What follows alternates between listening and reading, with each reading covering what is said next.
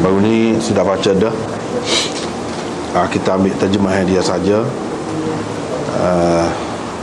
Minggu lepas hadis yang pertama baru dan seterusnya hadis yang kedua, iaitu riwayat daripada Abi Sa'id Al-Khudri bahawa Rasulullah sallallahu alaihi wasallam duduk di atas mimbar.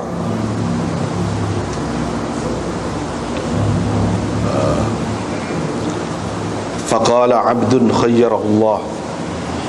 Nabi sallallahu alaihi wasallam bersabda, seorang hamba diberi pilihan oleh Allah kepadanya untuk diberikan kepadanya kesenangan hidup dunia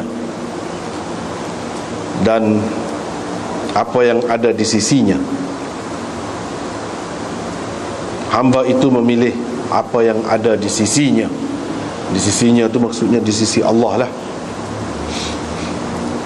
Abu Bakar menangis dan menangis. Faqala, dia berkata, fadainaka bi abaina wa ummahatina. Kami tebus engkau dengan ayah-ayah dan ibu-ibu kami. Qala fakana Rasulullah sallallahu alaihi wasallam, perawi berkata, Rasulullah sallallahu alaihi wasallam lah hamba yang diberikan pilihan itu. Abu Bakar adalah orang yang paling alim di antara kami tentangnya.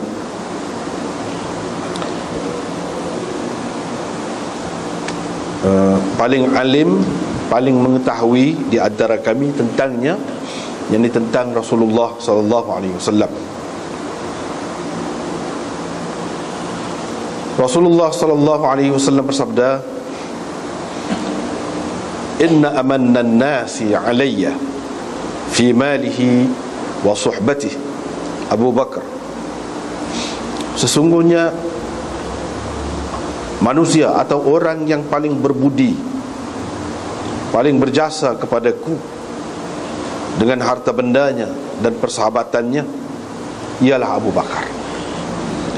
Walau kuntu muttakhidan khalilan lattakhadtu Abu Bakrin khalilan. Kalaulah saya akan menjadikan seseorang atau hendak menjadikan seseorang sebagai khalil, ini sebagai kekasih yang menguasai jiwa ragaku atau sebagai kekasih hatiku, lattakhadtu Abu Bakrin, nescaya saya akan mengambil Abu Bakar sebagai khalil. Walakin ukhuwatul Islam, tetapi persaudaraan Islam sudah cukup. Kerana antara saudara dalam seagama yang paling istimewa ialah Abu Bakar. Begitulah kira-kira takdirnya. La tubqayanna fil masjid khawkhatun illa khawkhata Abi Bakrin. Jangan dibiarkan sekali-kali satu pun pintu kecil di masjid ini kecuali pintu kecil rumah Abu Bakar. Dan dengan sanad satu lagi serupa tu juga daripada Abu Sa'id Al-Khudri juga. Cuma dia kata pernah Rasulullah sallallahu alaihi wasallam berucap pada suatu hari di hadapan orang ramai. Lepas tu serupalah dengan hadis Malik tadi. Hak lain-lain tu serupa. Cuma hadis Malik tadi kan dia kata dia duduk di atas mimbar. Tu yang beza. Lepas tu riwayat daripada Abdullah bin Mas'ud daripada Nabi sallallahu alaihi wasallam, baginda bersabda, "Lau kuntu muttakhidan khalilan," semua tadi juga, "lattakhadtu Abu Bakrin khalilan." Cuma beza dia, "Walakinnahu akhi wa sahibi," tetapi dia adalah saudaraku dan sahabatku. Saudaraku dan sahabatku, ini saudara dalam Islam. Sesungguhnya Allah telah menjadikan teman kamu ini, yakni saya lah. Kata Nabi, sahibakum tu, teman kamu ini, itu maksudnya dia lah. sebagai khalil, yakni sebagai khalilnya, kekasihnya.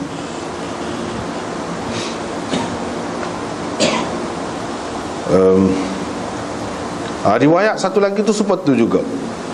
Cuma ada sikit-sikit bezanya. Kalau aku hendak menjadikan atau hendak mengambil dari kalangan umatku ini seseorang sebagai khalil, sebagai kekasih yang apabila dia masuk dalam hati kita tidak ada lagi ruang untuk orang lain. Itu maksud khalil.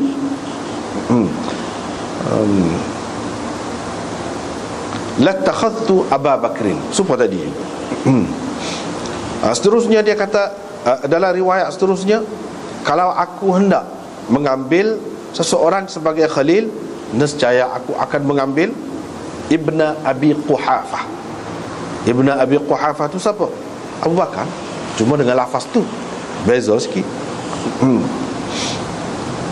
Lepas tu riwayat daripada Abdullah lagi, sebab sanadnya berbeza. Lau kuntu muttakhidan min ahlil ard, kalau aku hendak menjadikan penduduk bumi ni seseorang sebagai khalilku, nescaya aku akan mengambil atau menjadikan Ibn Abi Quhafah sebagai khalil. Walakin sahibukum, tetapi teman kamu ini, kawan kamu ini, kalau kita orang Kelantan guna ni, tapi kawan, dia kata kawan, tapi kawan ni khalilullah. Kawan kita kata. Dalam bahasa Arab, kawan kamu. Kawan kamu maksudnya dia lah. Sebab kita Kelantan kata kawan. Kawan tu kita lah. Kawan tu kawan siapa? Kawan demo lah. Kawan kamu lah. Dia mari sini rupanya. Mari sini. Tetapi kawan kamu ini, teman kamu ini adalah khalilullah. Khalilullah yakni kekasih Allah, di mana tidak ada lagi ruang kepada orang lain untuk kasih dan cinta orang lain itu berada di dalam hatinya. Mana hatinya penuh dengan kasih kepada Allah, tak ada ruang untuk orang lain. Hak sampai ke peringkat itulah kasihnya, sampai ke peringkat kemuncak. Adapun kasih hak lain tu ada, hak tu hak tu dia panggil mahabbah ke apa. Siapa akan kata dia sebut siapa orang yang paling engkau sayang. Itu ahab man ahabbun nas ilaika. Itu dia sebut hub. Perkataan itu bukan khullah atau khalil, tidak. Ini kasih yang berada di kemuncaknya. Lagi riwayat daripada Abdullah Ibn Mas'ud lagi, katanya Rasulullah sallallahu alaihi wasallam bersabda, ketahuilah, ini kalau mengikut makna asal dia lah, sesungguhnya saya berlepas diri kepada setiap teman daripada kasih sayangnya. Itu asal makna dia. Tetapi di sini seperti minggu lepas kita sudah terjemah dah, aku memohon maaf. Minta maaf. Kalau kita bahasa Kelantan jelas, minta maaf lah. Hak ni tak boleh. Minta maaf lah. Hak ni tak boleh. Aku memohon maaf kepada setiap orang yang menyintaiku dengan sepenuh hatinya, kerana tidak dapat membalas cintanya dengan sepenuh hatiku. Itu maksudnya. Aku minta maaf lah. Walaupun orang lain sepenuh hati kepada aku, tak ada ruang untuk orang lain itu selain daripada aku di dalam hatinya, tapi aku tak boleh buat gitu. Minta maaf. Itu maksudnya. Jadi sekali lagi kita terjemah, sebab ni payah sikit. Kadang-kadang orang terjemah tidak tepat, sebab dia terikat dengan makna asal, perkataan asal. Aku memohon maaf kepada setiap orang yang menyintaiku dengan sepenuh hatinya. Kerana apa minta maaf tu? Kerana tidak dapat membalas cintanya itu dengan sepenuh hatiku. Itu lebih kurang gitulah. Walau kuntu muttakhidan khalilan. Lepas tu dia sebut, kalau aku nak jadikan seseorang sebagai khalilku, yakni kasih aku kepadanya itu sepenuh hatiku, sehingga tidak ada ruang lagi dah untuk kasih kepada orang lain, ataupun orang lain tak ada. gitu. Jadi kemuncak kasih lah. Nescaya aku akan ambil Abu Bakar sebagai khalil. Inna sahibakum, tadi lakin, ni inna, sesungguhnya kawan kamu ini, teman kamu ini adalah Khalilullah. Khalilullah. Nah, habis itu. Jadi hak ni yang kita baca saat ni lebih kurang lafaz dia sama, lebih kurang lafaz dia sama. Hadis yang kedua malam ni sambungan kepada minggu lepas, iaitu pernah Nabi SAW duduk di atas mimbar. Biasanya Nabi SAW akan duduk di atas mimbar apabila ada sesuatu perkara yang penting hendak disampaikannya. Tu baru dia duduk atas mimbar. Setengah-setengah ulama mengatakan di sini dia duduk, bukan berdiri. Biasanya dia naik mimbar, dia berdiri. Ni dia sebut duduk. Bila? Duduk ni pada masa dia saat-saat akhir dia adalah. Ada ulama yang mengatakan ini ketika sakit dia, sakit yang membawanya wafat. Ketika itulah tiba-tiba Nabi duduk bercerita, antara dia cerita tu ada satu orang, seorang hamba, Allah bagi pilihan kepada dia. Sama ada ikut dia lah atas dia. Dia nak pilih kemewahan dunia, kesenangan hidup dunia, Tuhan akan beri lah. Ataupun dia nak pilih apa yang ada untuknya di sisi Allah, di sisi dia, di sisi Allah. Maksud dia nak pilih hak mana? Hamba itu pilih apa yang ada pada Tuhan. Nabi kata.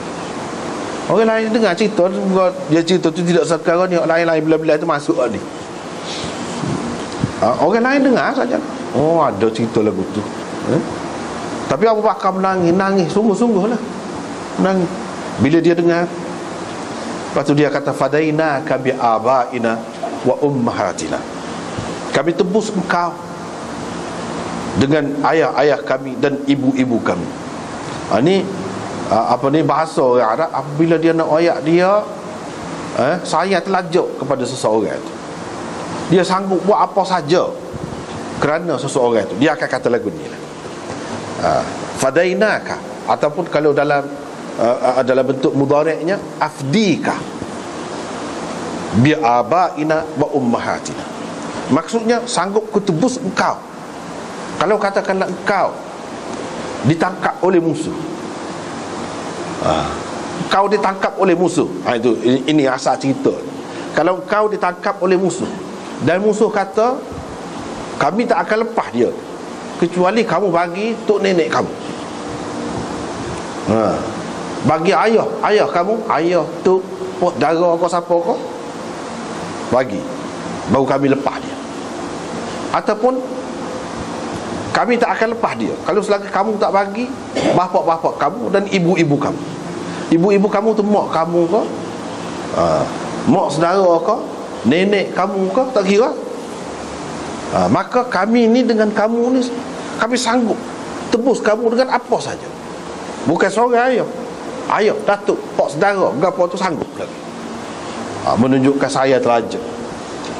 Saya terlajak, sanggup apa saja, sanggup mengorbankan ayah dan ibu. Itu maksudnya di sini. Jadi kalau sekiranya nyawa tu, mati tu boleh ditunda dengan mengorbankan, dengan mempertaruhkan nyawa bapa-bapa dan ibu-ibu, nescaya kami sanggup. Kami sanggup bui waktu. Sebab orang ni dia akan biar dia mati. Jangan ayah dia mati, jangan mak dia mati. Kalau dalam bahaya, dia tidak dedahkan mak dia, ayah dia, bahkan biar dia mati dulu. Itu keadaan orang yang betul. Umumnya manusia ni gitu. Kalau dia sanggup korbankan ayah dan mak dia tu, suk lah. Kalau hak sekala dia akan korbankan diri dia dulu. Dia tidak kata saya sanggup tebuskan kau dengan diri saya. Kita kata gitu. Sanggup tebuskan dengan ayah dan ibu, suk lah. Kalau kata umur tu boleh panjang dengan sambung umur ayah saya umur berapa, pak saudara saya umur berapa, datuk saya umur berapa, capur semua tu bui, sanggup lagi. Mana sayangnya. Tapi ajal, maut, umur seseorang itu tidak boleh tidak boleh ditebus, tidak boleh disambung dengan umur sesiapa. Itu sebab Abu Bakar kata fadainaka bi abaina wa ummahatina. Kalau sekiranya ini sebagai tebusan lah Tuhan ambil. Kalau kamu nak suruh panjang umur dia, kamu kena korbankan ayah-ayah kamu. Kami sanggup. Itu maksud. Kami sanggup. Tapi benda yang sudah Tuhan tentukan, umur orang sebanyak itu lah. Apalagi Nabi SAW sendiri telah pilih apa yang ada di sisi Allah. Jadi tak ada laluan untuk kita berkorban, untuk kita tebus dengan apa saja pun. Lepas tu perawi ni kata, Abu Sa'id kata, rupanya tadi dia kata ada seorang hamba gini-gini. Rupanya orang yang diberi pilihan itu dia sendiri dah, tapi dia tidak kata. Dia ada kalanya gitu. Dia tak say royak tu terang. Apa tak royak tu terang? Ini sebagai ujian lah kepada orang-orang depan dia tu faham ke tidak. Boleh tengoklah siapa dia hak cedah, siapa dia hak kurang cedah. Hak kurang cedah orang kata, tak berapa tajam fikiran tu. Dia ingat cerita gitu, satu orang dia kata ada satu orang tu Tuhan bagi pilihan gini-gini. Dia ingat ada lah tu siapa-siapa. Tapi Abu Bakar tidak gitu. Sebab itulah Abu Sa'id Al-Khudri kata Abu Bakar ni a'lamana, orang yang paling alim di antara kami. Orang yang kalau kita kata alim dari segi ilmu punya memanglah. Kalau kita kata orang yang paling tahu di antara kami tentangnya, mana dia tahu bahasa Nabi SAW tu lagu mana. Ada kalanya dia tidak royak tu terang. Dia pasal gitu je, secara sepintas lalu, dengan menyebutkan secara sama begitu. Dia paling tahu di antara kami tentangnya. Lepas tu dia kata, Nabi SAW kata pula, sesungguhnya manusia atau orang yang paling berbudi kepadaku, fi malihi. Fi di sini dengan makna ba. Ada fi dengan makna ba, bimalihi, dengan harta bendanya dan persahabatannya. Kalau nak kira dari segi harta benda, orang yang paling berbudi kepada saya, begitu juga persahabatan dia paling berbudi. Tak ada orang lain. Abu Bakar. Hak kita dia, hak dia ni tak kira dah lah. Hak sekali dengan dia, ada sekali dengan dia. Hak orang panggil sahabat. Orang panggil sahabat, tapi dia nak rayaknya semua. Tak ada lah. Manusia dia sebut. Bukan orang yang paling berbudi di kalangan sahabat saya, di kalangan manusia. Termasuklah sahabat-sahabat dia. Kalau manusia tu tak ada orang lain, Abu Bakar. Begitu besar budi dan jasa Abu Bakar kepada Nabi SAW. Muhaddits Ad-Dawudi berkata, amanna di sini maksudnya daripada minnah. Minnah ni sesuatu kebaikan ataupun budi yang patut boleh disebutlah, boleh diungkit. Boleh diungkit. Padahal ungkitan tu kita ungkit, tak kenal budi mula, kalau tidak sabit kita buat gini-gini, kamu tu siapa? Ungkit lagu tu. Kalau kita ungkit lagu tu atas kebajikan yang kita buat kepada seseorang, itu jadi membatalkan amalan kita, sia-sia. Sia-sia. Tapi dia kata di sini dengan makna itulah. Dengan makna tu. Kalau nak kira Abu Bakar tu, dia nak ungkit, dia boleh ungkit. Tapi dia tidak ungkit. Jasa dia, kebaikan dia kepada saya tu sampai ke peringkat.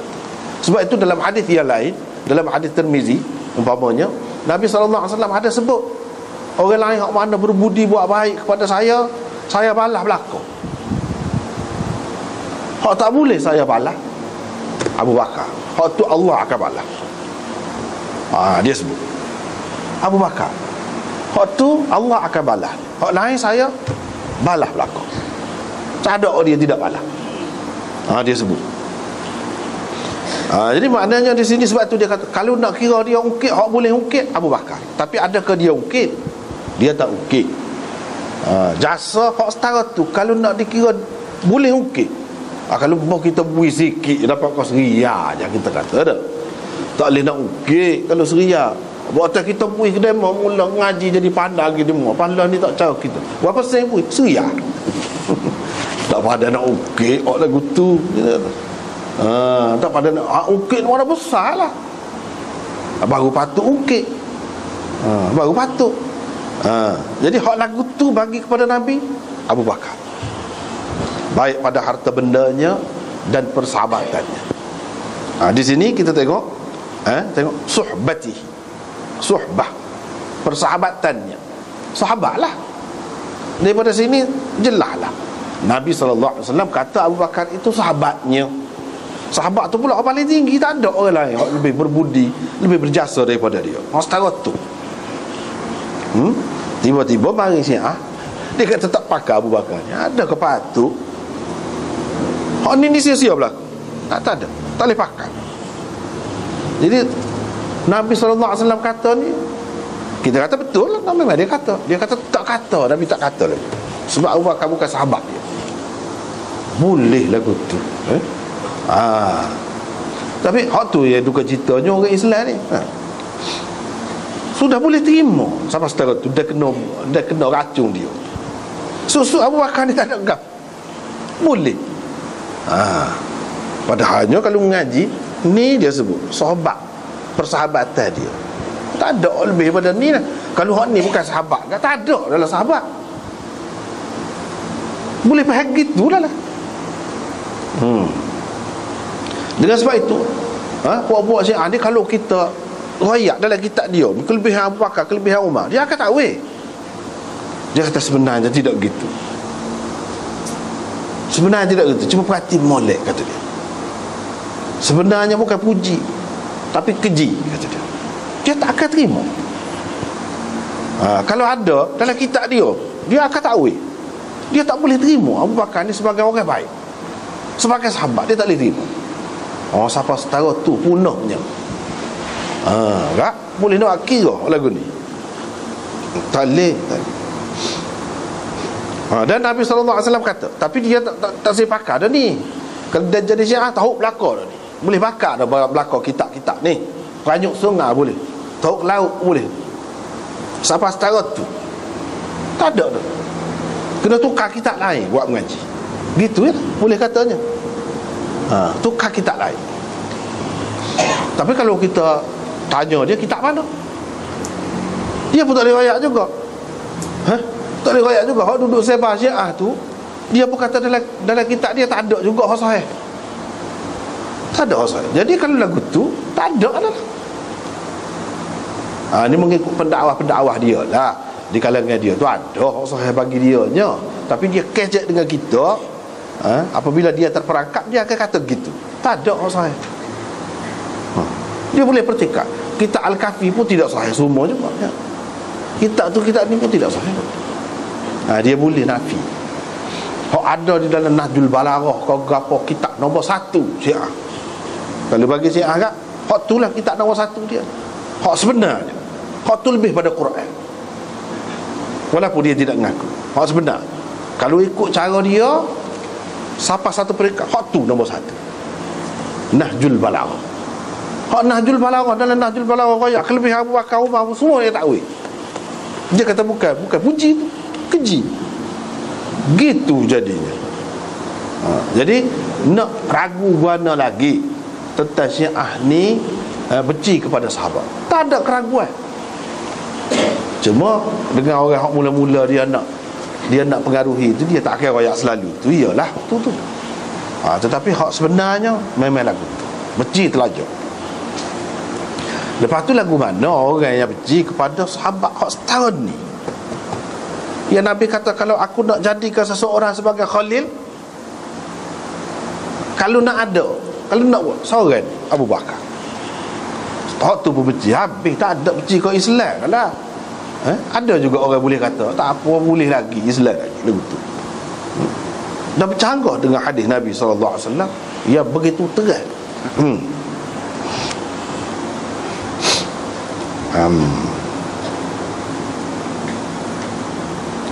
Tetapi persaudaraan Islam, dia dengan saya melebihi daripada orang-orang lain.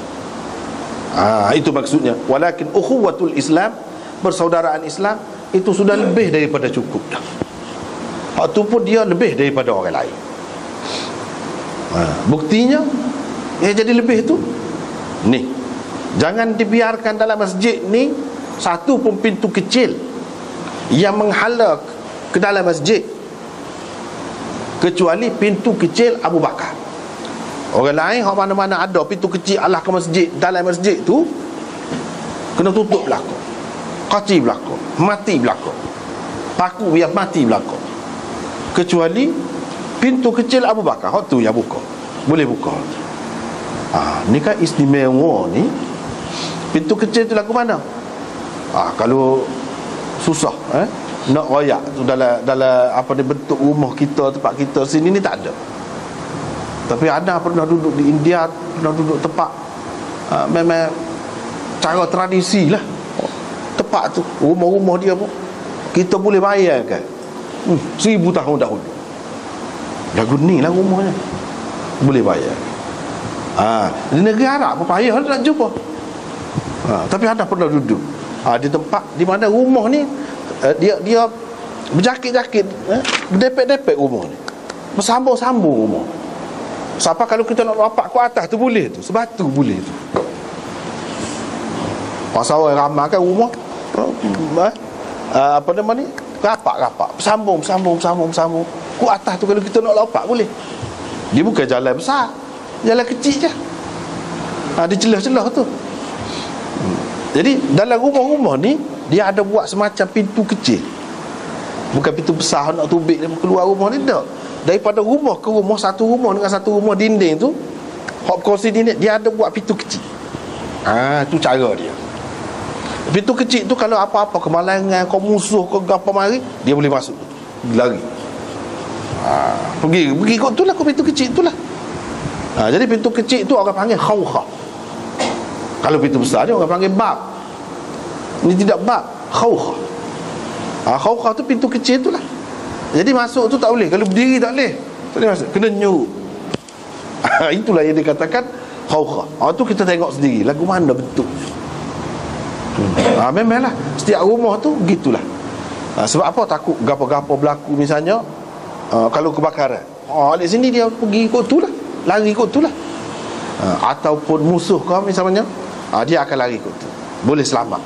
Orang-orang duduk dalam tu, terutamanya orang-orang perempuan yang tidak keluar rumah, jadi dia masih ada lagi saluran tu, jalan tu untuk melarikan diri.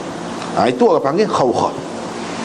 Di zaman Nabi SAW, rumah-rumah di sekeliling masjid dirapat dengan masjid Nabi SAW tu. Jadi masing-masing rumah tu setengah-setengah tak ada jalan lain.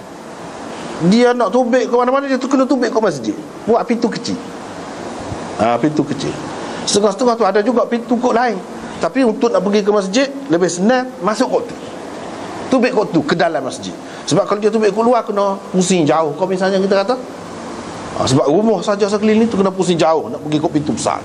Jadi kalau masuk kot pintu kecil tu cepat, mudah boleh. Itulah keadaannya, bentuknya.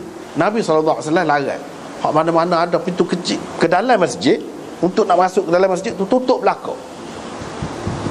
Pasal apa? Orang lain tidak berkenaan. Yang berkenaan siapa dia? Abu Bakar. Sebab dia susah nak jadi imam, mudah nak pergi kot. Orang lain tidak nak jadi imam. Memang pun Nabi SAW bila dia sakit, dia suruh Abu Bakar jadi tu imam. Jadi kalau Abu Bakar ni kena pusing jauh, menyusahkan. Jadi tu imam ni hak molek dia bersedia sampai masa dia keluar selalu. Jadi itu pintu kecil rumah Abu Bakar saja yang dibenarkan dibuka. Hak lain suruh mati belakang. Dan ini menunjukkan kelebihan Abu Bakar. Sama ada kita kata untuk kemudahan dia jadi tu imam kau, ataupun setengah-setengah ulama dia kata itu isyarat dah daripada Nabi SAW bahawa Abu Bakar lah orang yang akan menjadi imam selepas dia. Kalau selama ni dia jadi tu imam, dia pun boleh masuk tu ke dalam masjid gitu juga. Lepas pada ni dia kata gini ni isyarat kepada orang lain, tak ada, tak boleh. Abu Bakar saja yang akan menggantikan dia. Ada juga yang kata begitu. Orang Syiah kritik. Dia kata mana nak ada Umar Abu Bakar ni pintu ke dalam masjid pula. Sebab tu kalau tidak ngaji main dengan dia kena. Sebab apa? Orang Syiah ni cara dia, cara dia tu kita kena faham. Orang biasa ya, tidak nanti orang alim. Orang biasa tu dia ajar hujah tu, nak hujah, nak lawan puak-puak kita ni, ajar sungguh.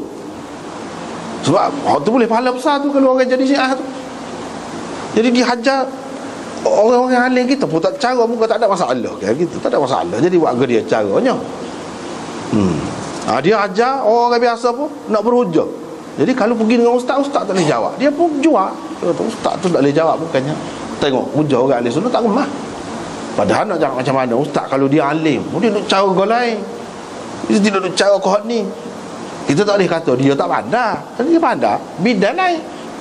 Oleh kerana kita tidak menghadapi benda ni, nak agak dia kita cara benda ni je. Ada kemungkinan begitu. Satu kemungkinan yang kedua, kerana ramai orang-orang kita ni dia tidak mengaji hadis ni, mengaji sekali lalu terjemah gitu. Dia tidak dalam bentuk kajian hadis. Jadi tidak detail lah, tidak terperinci. Dia akan boleh jual dengan cara lagu. Dia kata mana Abu Bakar rumah dia ada dekat ni palsu ni hadis. Palsu. Kata dia, tidakkah kamu tahu bila Nabi mati tu orang pergi royak dia Abu Bakar di rumah dia di Sun tu jauh mana? Jauh di luar daripada kawasan Madinah tu. Di kebun dia. Bila pergi royak dia mari daripada sana. Kalau dia duduk rumah dia duduk situ, apa yang kena pergi royak naik kuda jauh gitu semua? Dia kata gitu kan. Sebenarnya rumah Abu Bakar sepuluh kita lah, sepuluh kita lah. Orang tu kalau orang senang, terutamanya kalau orang tu bininya ramah, tidak semesti rumah besar. Boleh 2, 3, 4 pun apa-apanya. Hak bini besar pun ada rumah 2, 3, dah dia kaya nak mana. Rumah tepi patah suku. Rumah di lereng gunung bukit tu suku. Di bandar suku. Di pulau suku. Kalau kita kata gitu, apa? Hak ni rumah dia memang dekat masjid, sebelah masjid. Memang dia ada beberapa orang isteri. Abu Bakar ni tidak menikah seorang, bukan bini seorang. Semua sahabat-sahabat lain tidak bini seorang. Kebanyakannya pada masa tu 2, 3 orang bini. Jadi rumah bini ni sana. Kebetulan pada Nabi SAW wafat tu, dia tidak duduk di rumah sini, dia duduk rumah sana. Gitu je benarnya, apa peliknya. Dan benda ni dalam kitab-kitab sejarah Madinah tu, sejarah Madinah. Misalnya kitab Umar bin Shabbah dalam Akhbar Madinah, sejarah Madinah, ada sebut ini memang rumah Abu Bakar. Dan terus menjadi milik dia selepas daripada Nabi SAW wafat. Rumah dia tu dia lagi yang duduk pegang. Lepas tu dia perlu duit. Dia perlukan duit kerana nak menolong orang-orang yang mari rombongan-rombongan yang mari nak berjumpa dengan dia. Dia nak layan demo tu, banyaklah kerja-kerjanya. Dia orang kebajikan, buat kebajikan. Dia terpaksa kena jual rumah tu. Dia jual rumah tu kepada siapa? Hafsah, anak Sayyidina Umar, dengan harga 4,000 dirham. 4,000 dirham. Tu dalam sejarah. Rumah tu kat tepi masjid. Lepas jual, Hafsah duduk dengan Hafsah lah sampai kepada zaman pemerintahan Sayyidina Uthman. Bila Sayyidina Uthman nak besar masjid, terpaksa kena minta dengan dia, dengan cara nak bayar. Mula-mula tak sah dia, tapi atas rundingan pihak Sayyidina Uthman berunding. Sebab kalau tidak tak boleh besar. Kalau nak besar tak dapat tidak lah, kena ambil lah rumah-rumah isteri Nabi ni, rumah-rumah sahabat sekeliling tu. Hak mana masjid Madinah lah ni kan bukan main besar. Jadi asalnya rumah-rumah sahabat lah tukuk tepi-tepi tu. Dia bersetuju akhirnya. Sebab dia mau kata dengan perjanjian dia akan dapat kemudahan juga. Kalau duduk di lain pun kemudahan untuk mari ke masjid ke apa, barulah dia setuju. Pada ketika tu dijual. Dijual kepada pemerintah. Dan pemerintah masuk ke rumah tadi, rumah Abu Bakar tu dalam masjid. Jadi sebahagian daripada masjid Madinah. Tapi asalnya memang ada rumah tu, rumah Sayyidina Abu Bakar. Rumah tu dijual kepada Hafsah. Jelas. Jadi kita nak kata kan, bapa tak boleh. Jadi dulu ingat Sayyidina Abu Bakar ni pada orang lagu mana, sebutir je rumah dia. Padahal rumah dia banyak. Dia isteri dia pun berapa orang. Jadi tidak pelik benda tu. Tapi cara dia tu sampai menafikan hadis yang sahih, dikatakan palsu, tak boleh terima. Sebab saat ni dia kata mana boleh. Hujah tu sah.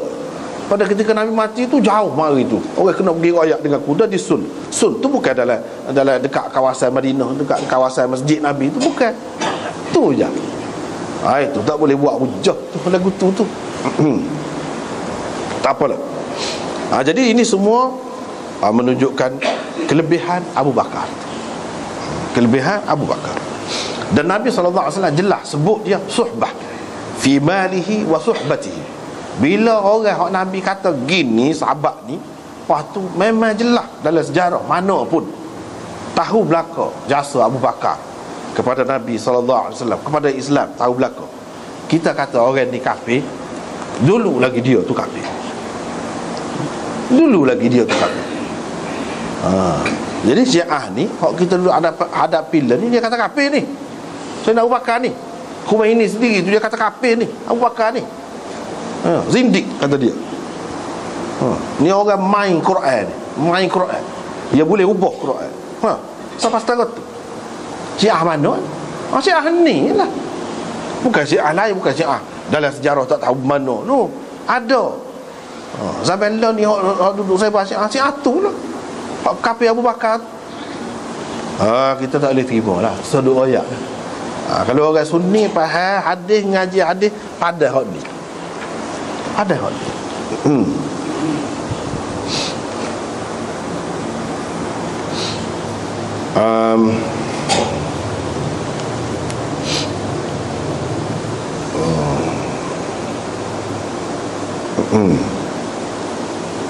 Lepas tu kita tengok Imam Nawawi pun ada sebut ni, lagu mana kita kata kalau aku nak jadikan seseorang ni sebagai khalil, nescaya aku jadikan Abu Bakar.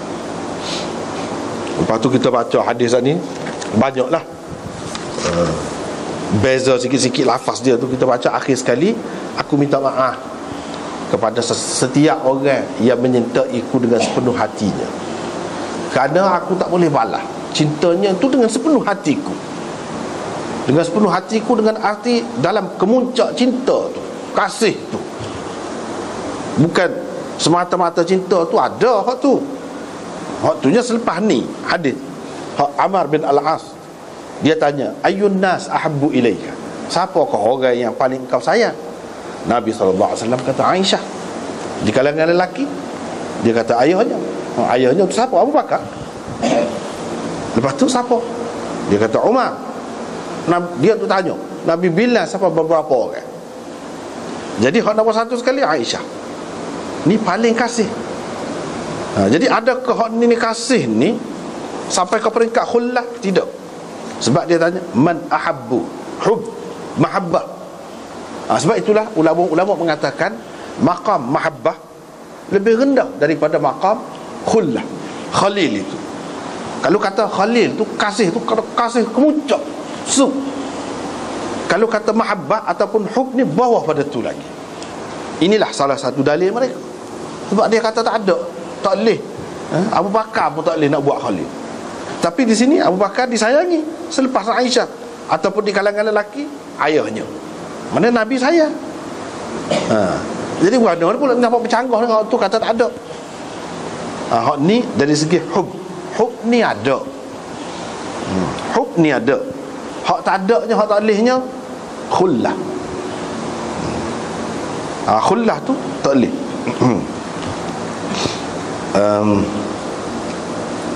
Adapun saya ni hak tu ada, tetap ada. Tetapi tidak mengatasi hak tu. Hak tu hak paling menguasai sekali. Allah tu kasihkan Allah. Hak lain-lain tu kerana Allah suruh kasih lah.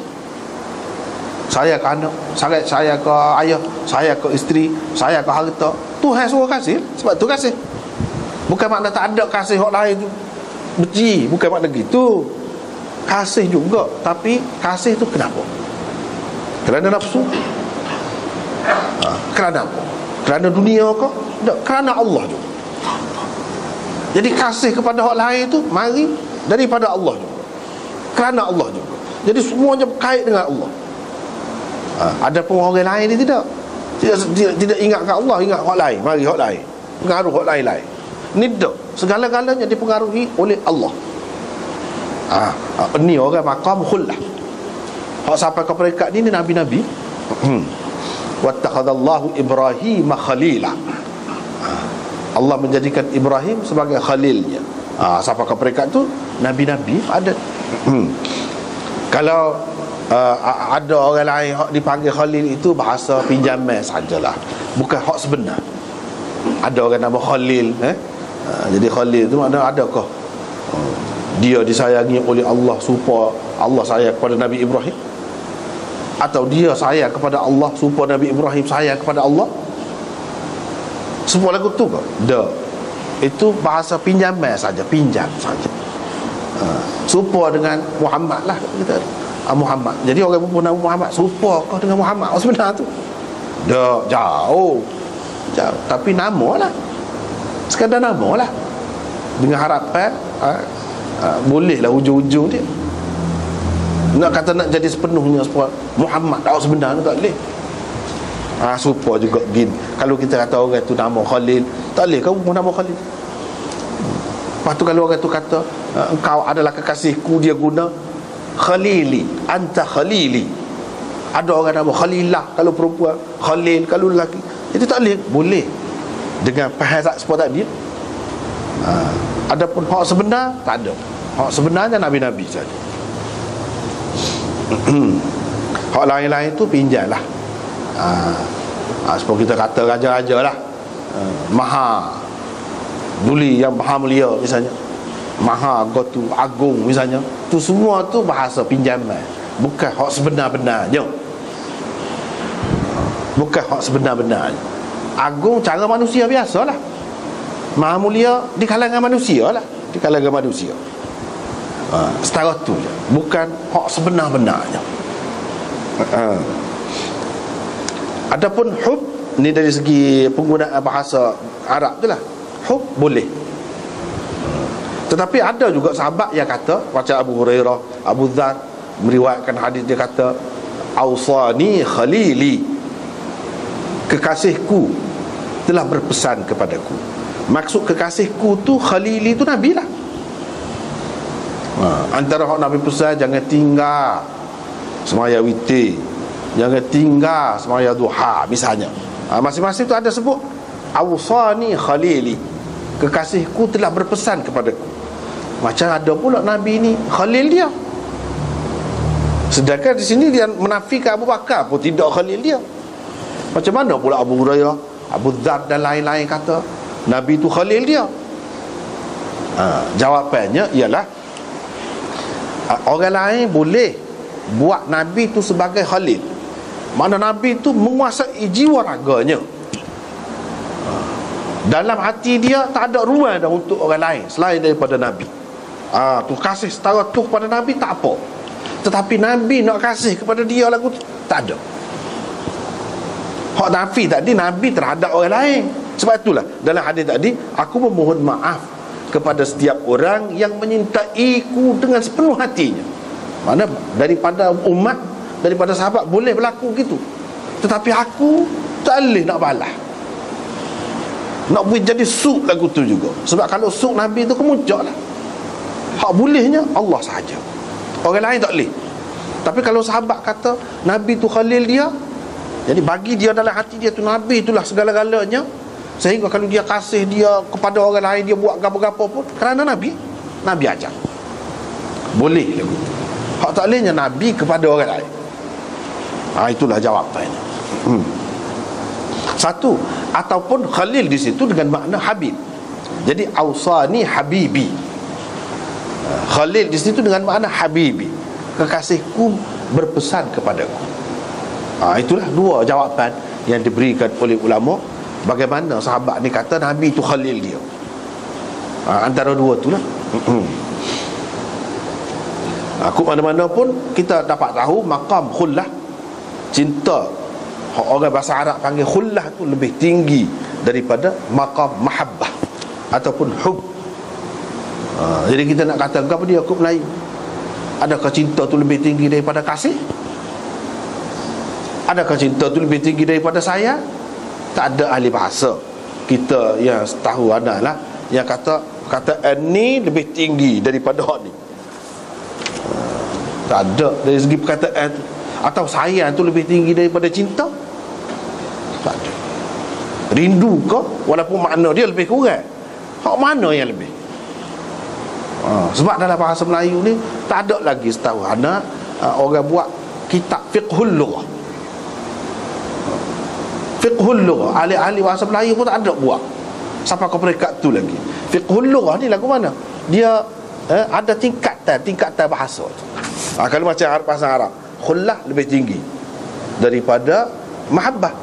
Hak ni lebih tinggi daripada hak ni. Dia ada tingkatan tu. Dan buat sebagai kamus pula. Sikit sebanyak sudah ada. Dia memang guna tu ada. Dia guna dalam bahasa kita pun. Cuma dibuat buku khusus lagu tu.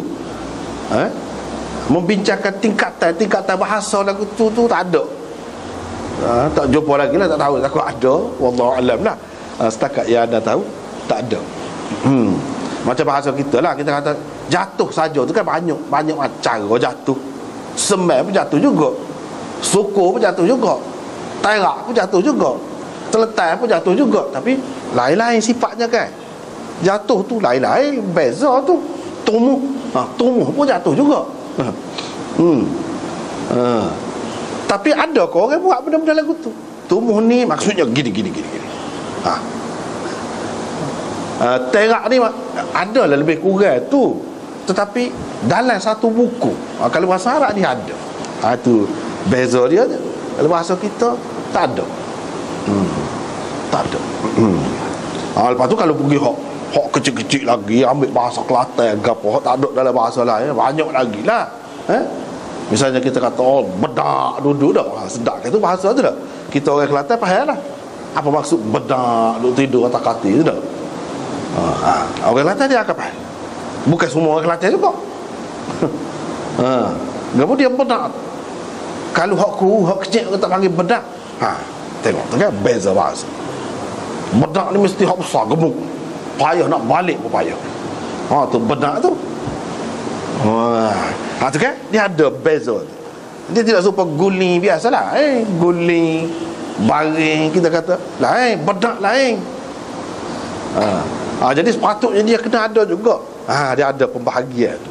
Ni lagu ni, ni lagu ni, ni lagu ni. Begitu juga tingkatan dia tu. Dia mesti kena ada. Dalam bahasa Arab dia ada. Bahasa yang maju-maju dia ada. Ni. Kalau orang, kita kata orang ya, orang ni banyak macam. Kalau orang ni orang panggil ke dia. Kalau dari segi istilah perubatan adalah anatomi tu. Ni orang panggil orang ni nama suku-suku. Mana boleh kita sebut orang gitu umum gitu. Perut ke? Perut ni banyak, khusus pun perut juga. Mana perut sebenarnya?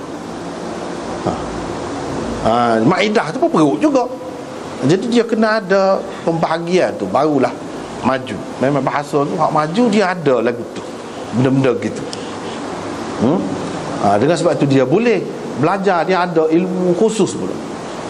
Dia ada ilmu khusus pula, macam ilmu tasyrih, anatomi ke, fisiologi ke, mengajar dia ada sebut lah. Kalau mata tu lapisan ni orang panggil ke dia, lapisan yang kedua ke dia, lapisan yang ketiga ke dia, ada khusus. Barulah maju. Tapi orang kita dia gaduh mengaku kalah. Kalau tak ada, senang-senang buat belakang lah, kita ambil bahasa Inggeris belakang. Satu ketika dulu, lepas tu patah balik. Pergi jauh kat lah dah. Selama mana tu sakit jiwa dah. Situ. Bahasa tak sebenar ya, kalau tak boleh waktu ambil bahasa Inggeris putih. Jiwa dah lah. Muka hak sakit dah, bui sikit kan. Kau sakit. Hak tidak merdeka pun jiwa tak bebas lagi. kena sikit, kau sakit gitu. Tapi mujud dah khabar balik semula. Pasal apa?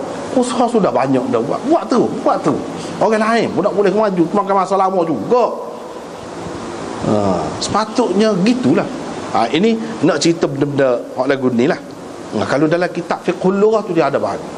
Kalau kasih lagu ni gini, kasih lagu ni gini. Dia banyak peringkat. Tak apalah. Kita pergi lagi kepada hadis, iaitu Amar bin Al-As kata, dia cerita Rasulullah sallallahu alaihi wasallam telah menghantarnya untuk memimpin tentera Zatis Salasil. Jadi dia berasa, apa ya Nabi sallallahu alaihi wasallam pilih dia ni? Mestilah istimewa dia ni. Bawah dia ni Abu Bakar, Umar pun ada anak buah dia. Dia jadi ketua lah. Kau Nabi ni sayang ke dia lebih ke mana? Dia mari, dia pun tanya, siapa orang yang paling kau sayang? Nabi SAW, Aisyah. Di kalangan lelaki, ayahnya. Ayah dia tu ada bawah dia, duduk bawah dia dalam pasukan ni. Lepas tu siapa? Umar. Bil, tak tubik nama dia. Susu dia berhenti. Dalam riwayat yang lain, dia kata dia berhenti. Dia takut dia ni Nabi sebut ngesuk sekali. Sebelum pada sebut tu baik dia berhenti. Sebab apa sebut tu baik nama orang lain semacam, tidak nama dia. Jadi bermakna hak Nabi SAW bagi jawatan ataupun bagi sesuatu kerja tu tidak menentukan lagi bahawa orang itu adalah paling istimewa di sisi Allah. Tidak menentukan lagi. Adalah sesuatu hikmatnya, iaitu Nabi SAW nak suruh masing-masing pengikut dia, sahabat-sahabat dia ni berperanan. Tidak kata orang tu ular je duk main peranan. Tidak. Orang tu ada kelebihan tu, dia bagi orang tu jadi memimpin.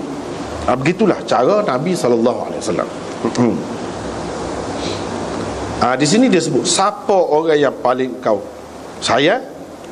Dia sebut ahabbu. Dia sebut akhal, apa ni, ahabbu. Jadi Nabi SAW sebut Abu Bakar kalau di kalangan lelaki. Maknanya Abu Bakar ni nombor satu lah. Lepas pada tu baru Umar. Lepas pada tu orang lain. Tak, kalau kita tengok dalam sejarah pun, lepas pada Nabi SAW, bila kata imam pada masa tu, dia segala-galanya. Supaya Nabi lah, dia lah juga jadi imam dalam masjid, dia juga jadi imam di luar. Memerintah tu dia juga orang nombor satu. Begitu juga selepas dia, di zaman khulafak tu.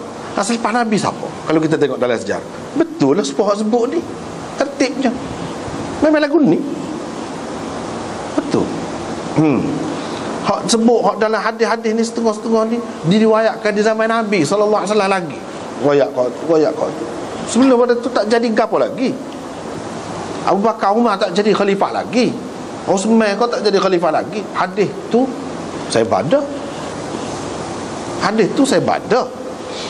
Jadi betul kenyataan kehendak Tuhan yang berlaku dalam sejarah. Betul supaya Nabi sallallahu alaihi wasallam royak. Dan sebab perkara dulu pun sudah sebut dah, tapi takut terlupa. Sebab benda ni ramai orang terlupa ataupun orang buat tak cara. Dia kata, siapa orang yang paling kau sayang? Aisyah. Bapa sayang kepada Aisyah tu lebih pada orang lain pula. Maka jawapannya kebanyakannya orang sebut sebab Aisyah ni comel. Sebab Aisyah ni satu-satunya isterinya yang anak dara. Hak lain semua janda. Yang ketiga sebab dia paling muda. Macam-macam lah sebut. Semua tu tak kena, tak sesuai dikaitkan dengan Nabi SAW. Dari satu segi nampak macam Nabi SAW ni teruk, lebih pada orang biasa. Itu bukan dia. Walaupun orang kata gitu, dia tidak maksud gitu. Dia tidak maksud gitu. Cuma secara tidak disedari, sebenarnya kalau kita selidik kaji boleh bawa ke situ tu. Kita kata Nabi lagu tu Mana Nabi ni semua orang biasa-biasa. Kelebihannya letak pada comel, pada muda. Jadi semua orang ramai-ramai lah. Kalau bini muda tu kat lama duduk di rumah tu. Nak cerah baru siapa rumah bini tu misalnya. Apa? Muka orang biasa kan. Lagu tu lah keadaannya.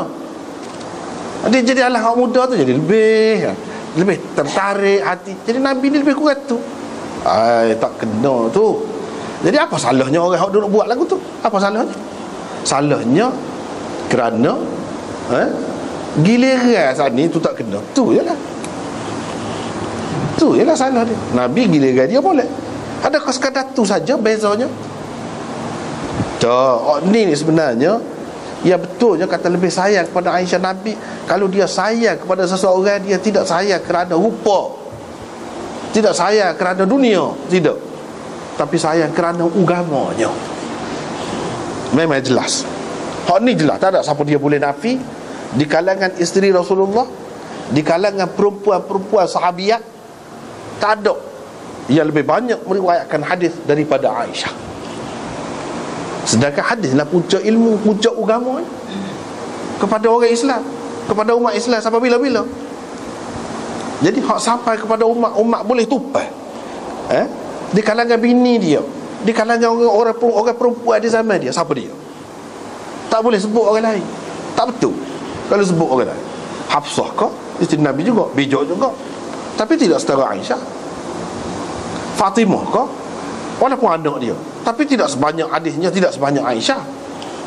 Khadijah walaupun banyak sumbangannya, jasanya, peranannya di zaman awal Islam, tapi hadis dia tidak setara ni Aisyah ni.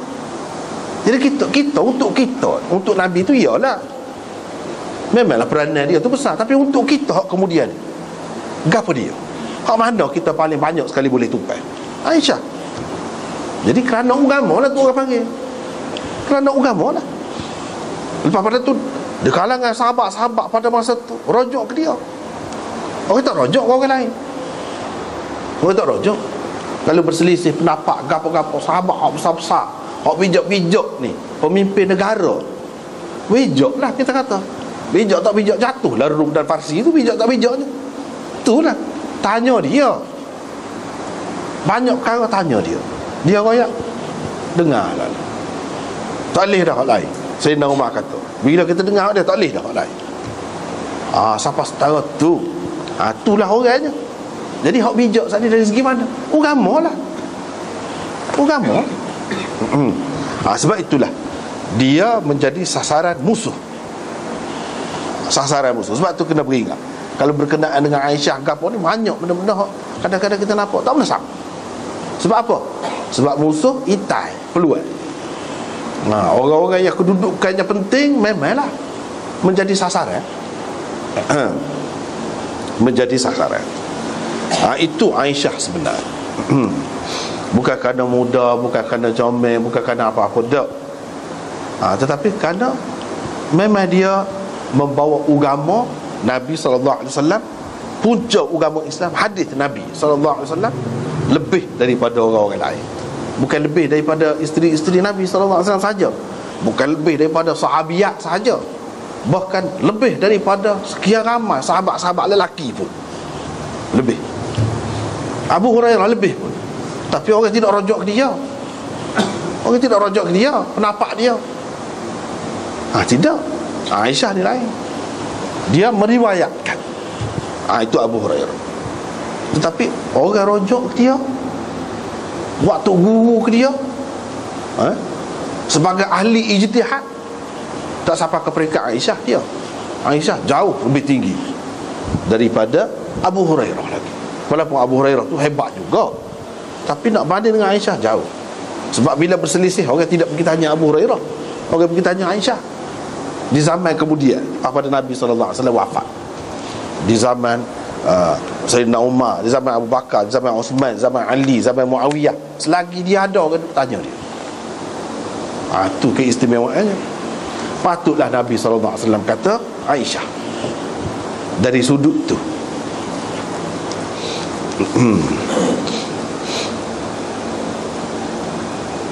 Tak apalah, kita pergi lagi. Ada pun hak Nabi SAW kata Fatimah, ada juga hak dia kata lagu tu. Itu di kalangan anak dia. Di kalangan anak dia. Dan bukan dia kata gitu, kita kena ingat molek. Bukan dia kata gitu ketika anak perempuan dia hak lain-lain ada lagi. Kecil hatilah hak lain-lain. Kalau dia kata lagu tu, bapa kita Nabi tidak sayang, sebut ke orang lain, dia lebih sayang daripada Fatimah daripada hak lain-lain. Kita kena ingat bahawa anak-anak Nabi SAW, kalau hak lelaki tu maklum dah, kecil-kecil belaka mati. Hak perempuan pun mati sebelum Nabi mati lagi, kecuali Fatimah. Jadi hak Nabi SAW kata saya tu, nak jaga hati, nak ambil hati anak dia hak seorang ni ada pada ketika tu. Hak lain mati habis. Saya paling saya anak dia tu, seorang ni yang tinggal di saat akhir. Bahkan lepas Nabi SAW wafat pun hidupnya tak lama, 9 bulan. Itu adalah satu bentuk yang penghibur, yang menghiburkan hatinya. Itu satu cara Nabi SAW nak jaga hati dia, nak menghiburkan hati dia dengan tidak jadi kecil hati hak lain-lain. Sebab hak lain-lain tak ada, dia kata begitu tu ketika hak lain tak ada dah. Jangan kita anggap dia kata begitu ketika hak lain duduk ada lah. Sebab apa? Tidak sesuai dengan Nabi SAW akan kata begitu. Kalau Aisyah, hak lain ada, isteri dia lain, kerana dia penting, dia kena ayak ni. Sebab kalau dia mati, siapa dia nak ayak? Dah hak dia ayak ni kita tengok kemudian, kita hak duduk kemudian. Betul, memang betul. Kalau nak kira dari segi agama, jasa Aisyah tak boleh lawan. Hak tu betul. Di zaman dia, kalau dia kata pun isteri-isteri dia tak akan berasa hati. Sebab apa? Dia faham dah Nabi ni, dia kecek, dia faham lagu mana. Semua atas dasar agama. Sebab apa? Dia ni kekasih dia Allah kan? Tak ada orang lain menguasai hati. Dalam keadaan itu semua pendapat dia, kata-kata dia hak betul. Jadi isteri-isteri dia tak akan kecil hati. Sebab apa nak kecil hati? Dia tahu dah, memang sampai tu lagi orang duduk rujuk pada Aisyah. Apa lagi kita duduk kemudian, memang jelas kita tengok tak ada isteri-isterinya setara ni. Lepas pada tu riwayat daripada Aisyah, ada orang tanya dia, siapa orangnya kalau Rasulullah SAW nak lantik sebagai khalifah? Kalau dia nak lantik sebagai khalifah lah, selepas dia siapa orangnya? Ada orang tanya Aisyah. Ni molek benar kita mengaji ni tahu. Ni dalam Muslim tinggi ni kita ni bagi kita. Dia kata Abu Bakar. Nabi tak lantik. Nabi tidak kata depan orang, inilah pengganti dia. Selepas dia mati, inilah ganti. Dia tak kata lah. Tapi Aisyah tahu. Sehingga orang tanya, kalaulah Nabi SAW nak lantik seseorang sebagai penggantinya, khalifah, siapa? Dia kata Abu Bakar. Orang pun kata pula, lepas tu siapa? Lepas Abu Bakar, dia kata Umar. Dia kata Umar. Lepas pada tu orang tanya lagi, lepas pada tu siapa? Dia kata Abu Ubaidah bin Al-Jarrah. Abu Ubaidah bin Al-Jarrah. Lepas tu dia berhenti sekat tu. Dia tak pergi lagi selepas pada tu. Dia pergi sekat tu. Ni pun penting juga. Memanglah semua kita orang ahli sunnah tak ada kata Nabi lantik jelas Abu Bakar, tak ada. Cumanya ini jelas menunjukkan dia tak akan kata gini kecuali dia tahu inilah orang yang paling layak di sisi Nabi SAW. Hak dia kata tu memang betul dalam sejarah pun. Dua orang tu memang betul. Lepas pada tu Abu Ubaidah tu hak tu tidak betul dari segi kenyataan sejarahnya. Orang tidak lantik Abu Ubaidah tu. Tak apalah tidak lantik, tapi Abu Ubaidah pun setuju dengan Sayyidina Uthman. Dia dah ada lagi. Dia dah ada lagi. Dan dalam banyak lagi hadis-hadis yang lain sebut Sayyidina Uthman sebagai seorang yang istimewa. Jadi orang-orang lain semua tak ada dalam sejarah sebutkan sepakat umat ni dalam memilih khalifah, super sepakat memilih Uthman. Dia tanya habis, setiap rumah tanya. Kebanyakan mereka Kalau nak kira undilah, lebih ramai Uthman. Pilihan antara dua. Hak ni orang tu, hak Nabi kenal belakang tu, diserah kepada hak tu. Lepas pada tu akhir sekali dua orang.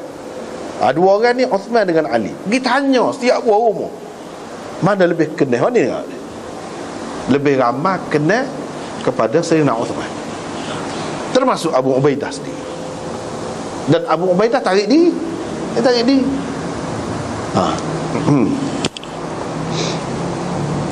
Kalau nak kira dari segi ni tidak salah. Aisyah sebut ni, dia sebut ni dari segi kelayakan. Dari segi kelayakan, hak nak jadi tu suku patut. Tetapi hak dua tu memang betul. Memang betul.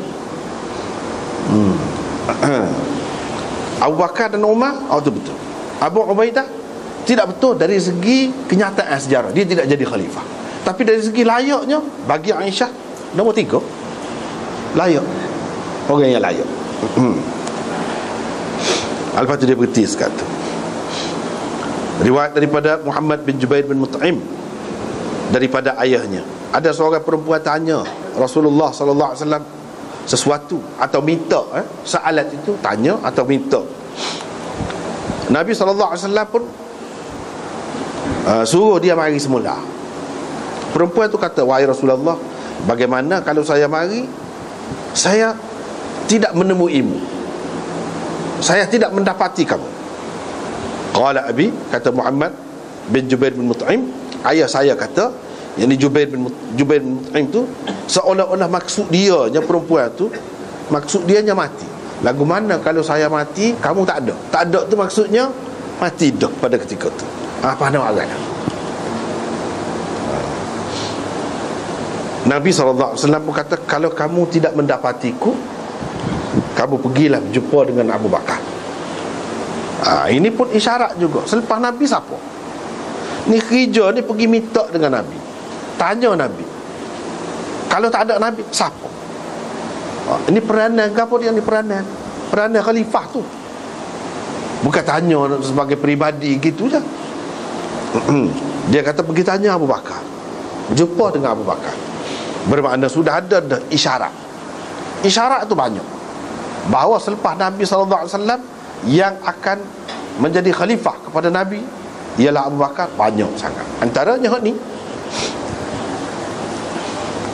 kalau kita kata ini maksud benda peribadi lah, kita kata orang ni pergi minta, nak minta butai pitih kau misalnya, kita kata masalah peribadi. Mana-mana pun Nabi SAW percaya kepada Abu Bakar. Peribadi pun dia percaya, yakin dengan Abu Bakar, orang rapat dengan dia, sehingga kalau hak berkait dengan dia, kita tanya Abu Bakar, Abu Bakar akan selesaikan. Gitulah kira-kiranya.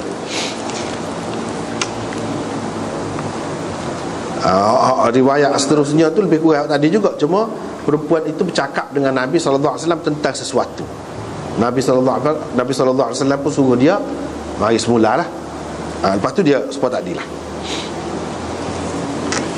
Lepas tu riwayat daripada Aisyah, katanya Rasulullah SAW berkata kepadaku ketika sakitnya, ini sakit nak mati, kamu panggil lah, mari jumpa dengan aku ni Abu Bakar, ayah kamu tu, dan saudara kamu panggil mari. Saudara kamu tu siapa dia? Abdul Rahman. Di sini maksudnya Abdul Rahman, bukan Muhammad, sebab Muhammad masa ni kecil lagi. Masa ni kecil lagi. Hak besarnya Abdul Rahman. Abdul Rahman ni dia seibu sebab adik-beradik kandung, seibu sebapak dengan Aisyah. Ada pun hak lain-lain tu sebapak. Hak lain-lain sebapak. Kamu panggil ayah kamu Abu Bakar dan saudara kamu mari, aku nak tulis surat. Kerana aku takut, aku bimbang akan ada yang bercita-cita dan yang berkata sayalah yang lebih layak, sedangkan Allah dan orang-orang mukmin tidak mahu kecuali Abu Bakar. Tengok, boleh kau siap padah hak ni. Nah, setahun ni kita tak guna senjata ni, kita tak guna. Sebab apa? Tak perlu. Dia peristiwa hari Khamis tu Nabi kata mari sini aku nak tulis. Dia kata nak tulis apa dia? Ya Sayyidina Umar kata tak payahlah, Nabi sakit berat ni, biar dia rehat. Marah kau Sayyidina Umar dia. Padahal tak jelas lagi Nabi nak tulis apa, dia kata lagu ni jugalah. Mari kertas apa aku nak tulis. Marah apa? Dia kata dakwaan dia, Nabi nak tulis tu nak ayat Sayyidina Ali lah, dia jadi khalifah selepas dia. Padahal tak jelas lagi, tidak sejelas ni. Cuma dia ayat aku nak tulis. Kita ada ayat marah gitu mau kepada Sayyidina Umar. Sebabnya Sayyidina Umar kata tak payahlah, apa-apanya duk menyusul Nabi, tak segar, biar dia rehat. Cukup dah Quran yang ada pada kita tu, cukup dah. Marah gitu. Kalau kita nak main dengan dia pada hari ni, dah nak main. Hak ni Nabi kata, aku takut akan ada orang yang bercita-cita, orang yang berani, ada hati, kata, ataupun orang yang akan berkata saya lebih layak, sedangkan Allah dan orang-orang mukmin tidak nak selain daripada Abu Bakar. Apa maknanya? Patut hak dalam kenyataan je lagu mana? Lepas Nabi tu siapa? Abu Bakar. Betul dah lah. Kalau orang lain tidak berlaku dah lah, tidak jadi gitu dah lah, Muka Abu Bakar dah. Kita andaikan saja kalau orang lain jadi, bermakna Tuhan nak Abu Bakar, tiba-tiba orang lain tak kena. Macam mana boleh lawan kau kehendak Allah? Sebab tu tak boleh lawan. Walaupun dia dakwa mana-mana, dalam sejarah lepas Nabi tu siapa? Itulah kehendak Allah. Tuhan tak say orang lain. Orang-orang mukmin pun, termasuk Sayyidina Ali sendiri, dia bai'ah kepada siapa? Abu Bakar bai'ah kepada Ali, kau Ali bai'ah kepada Abu Bakar. Biarlah kita kata hak 6 bulan selepas pada tu pun, siapa bai'ah kepada siapa? Ali bai'ah kepada Abu Bakar, bukan Abu Bakar bai'ah kepada Ali. Kalau kita ambil riwayat hak 6 bulan pun, sedangkan ada dalam riwayat-riwayat yang sahih ni, esok ke lepas pada tu Sayyidina Ali sendiri bai'ah dah kepada Sayyidina Abu Bakar, dan semua bai'ah kepada Sayyidina Abu Bakar. Betul lah ada ni ayat. Allah tidak nak, orang-orang mukmin pun tidak nak. Tidak nak tu bukan tidak nak main-main. Ya'ba. Ya'ba tu enggan, tak usah telajuk, tak usah langsung, kecuali Abu Bakar. Orang lain tak usah langsung. Kalau kita tengok sini jelas, nampak jelas. Cuma dia tidak lantik saja. Dia tidak kata akak tangan ni, dia tidak kata begitu je. Tapi jelas dah tu. Sebab apa yang Nabi tidak lantik, tidak kata, tidak tulis juga surat tu? Sebab dia nak mensyariatkan sunnah dia, hak dia naknya lagu mana? Iaitu dengan syura, dengan persetujuan orang ramai. Bukan semata-mata dia kata, dia akak tangan. Tapi dia royak dah kepada Aisyah ni, royak dah. Betul lah hak dia royak, berlaku begitu. Tidak ada percanggahan. Kalau ada pun sedikit di peringkat permulaan, orang-orang Ansar yang tidak tahu cerita. Sebab orang ni cerita ni lewat ketika Nabi sakit ni, tak ada nak dengar belakang. Dia royak kepada Aisyah. Jadi tak ada siapa kepada pupuk dia. Adalah pendapat sikit. Lepas tu Abu Ubaidah pergi. Abu Ubaidah, Abu Bakar pergi di Saqifah Bani Sa'idah tu, royak-royak. Lepas tu setuju habis cerita. Situ sah. Tapi tidak umum lagi. Hari yang kedua, bai'ah ammah, orang panggil bai'ah umum, tidak terkecuali di situ. Dalam setengah-setengah kitab dia kata kecuali hak munafik. Hak Islam semua pergi bai'ah dengan Abu Bakar belakang dalam masjid Nabi tu juga. Hak tu hak betul. Bukan 6 bulan kemudian. 6 bulan kemudian tu bai'ah yang kedua, Sayyidina Ali saja. Rupanya musuh-musuh ni duduk itat dah, tengok dah, nak main dah, nak guna dah isu ni. Jadi duduk sebut Sayyidina Ali tak kenal lah, Sayyidina Ali tak, sebenarnya tak berapa suka lah, tidak sepenuh hati lah, macam-macam lah, ngongek-ngongek kualik belakang. Dah gitu Sayyidina Abu Bakar tahu ya kau. Panggillah semula.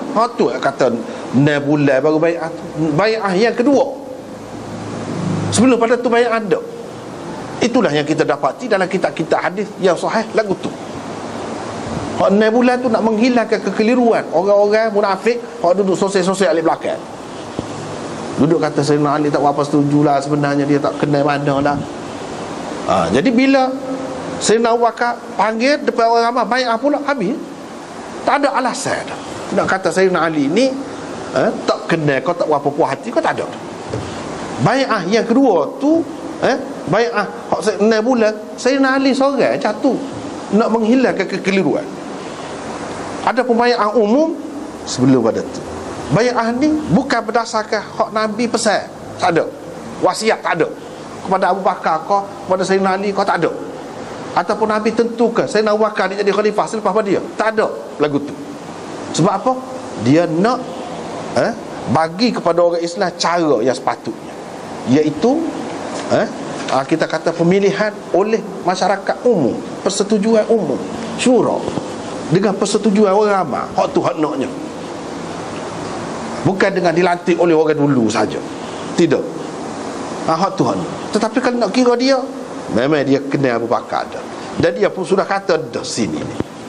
Hak dia takut tu lah. Tapi adakah orang yang mendakwa semasa Abu Bakar tu bahawa dia hak layak menjadi khalifah? Tak ada. Siapa dia dakwa? Tak ada. Syiah rakyat itu pun nusuk-nusuk Sayyidina Ali Taqiyah. Maknanya tak jelas juga kata. Kalau tak betul lawan lah. Rakyatlah. Sebenarnya Nabi pesan dah, wasiat dah kita. Kita yang jadi khalifah. Apa dia tak kata kita? Inilah yang disebutkan oleh Imam Nawawi di bawah ni. Dia kata thumma ittafaqu ala Abi Bakr wastaqarra al-amr. Semua sepakat. Adapun yang didakwa, wa amma ma tad'ihi Syiah min an-nass ala Ali wal wasiyyah ilayhi fa batilun la asla lahu bi ittifaqil muslimin. Yang didakwa oleh Syiah bahawa ada wasiat kepada Sayyidina Ali gapo tu jadi khalifah, karut semua tu, tidak ada langsung asasnya dengan ittifaq orang-orang Islam. Kalau ada lagi tu mengikut Imam Nawawi, dia tidak orang Islam dah lah. Kalau ada lagi duk kata kan, sepakat dah tu. Kesepakatan tentang kekarutan dakwaan mereka itu di zaman Ali, dan orang yang mula-mula mendustakan mereka Ali sendiri, kata dia ni. Ali kata tak ada gapo-gapo kamu dakwa ada Nabi bui ilmu khusus kau gapo-gapo kau wasiat, tak ada. Hak ni je ada di dalam sarung pedang ni. Sayyidina Ali kata dalam tu tak ada sebut pun ya dia yang sepatutnya jadi khalifah, gapo tak ada. Bermakna Ali mendustakan pokok tu. Inilah yang sebenarnya berlaku. Tidak ada khilaf, tak ada siapa dia bantah, siapa dia kata dia layak, tak ada. Tetapi kalau di zaman kemudian tu ada, kok ni kata ni, dia kata hak ni, zaman Ibnu Zubair, dia kata dia layak. Abdul Malik bin Marwan kata dia layak. Tengok, ada adalah. Tapi masa ni tak ada. Sayyidina Ali Syiah je kata begitu, dia dakwa, sebenarnya tak ada dek pun. Kalau sungguhlah betul lagu tu dan bagi dia salah, orang yang bukan sepatutnya jadi imam tiba-tiba jadi imam, dia dakwa jadi imam, kafir. Orang tu mengikut Syiah je. Lagu mana Sayyidina Ali dia dah Sayyidina Abu Bakar ni kafir, pergi sembahyang alik belakang dia, buat tu imam Abu Bakar tu. Lagu mana dah kalau Abu Bakar ni kafir, Abu Bakar perang dengan orang kafir, Sayyidina Ali pergi apa perang di bawah panji-panji orang kafir tu. Negara itu sudah tidak negara Islam, sebab dia bukan layak. Sebab itulah kalau baca kitab Khomeini, dia tak sebut sejarah Islam ni, pemerintahan Islam lepas Nabi pun lompat pergi kepada Sayyidina Ali lalu. Tak ada celah tu. Sebab dia tidak kira Islam. Tu hakikat. Dia tidak kira Islam. Sebab apa? Sebab Sayyidina Ali sepatutnya jadi khalifah. Ni rebut kuasa. Rebut kuasa ni di sisi mereka sebab kuasa ni daripada Allah. Jadi kafir. Lagu mana Sayyidina Ali tu pergi duduk di belakang orang kafir tu? Lagu mana? Tak lagi. Dia kata Sayyidina Ali Taqiyah buah dia lah. Buah dia lah. Sayyidina Ali takut gaponya. Takkan dia takut. Nama lagi singa Allah. Nah, takut. Tak pernah sabar lah. Kalau pakai buah dia jadi tak molek. Tak molek belaka. Sayyidina Ali pun tak molek juga. Siapa dia yang molek? Kalau lagu tu dah Abu Bakar pun tak molek, Ali pun tak molek. Apa yang tak royak? Apa tak lawan?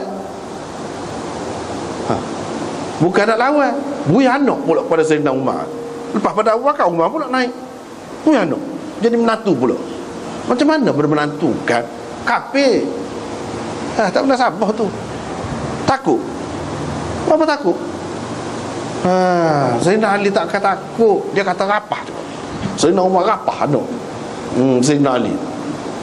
Teruk benar nampak. Jadi Sayyidina Ali tu pengecut lah gambaran dia tu. Tak pernah sabar. Hak mesra jadi bala. Kalau gambaran dia tu bala. Hak sebenarnya mesra. Ni punah sejarah.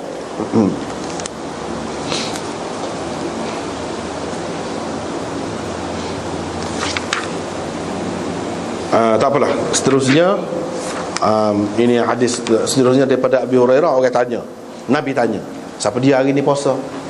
Dan seterusnya. Nampaknya masa pun lewat dah. Kita sekat itulah dulu untuk malam ni. Kita sambung kemudian pula. Wallahu a'lam.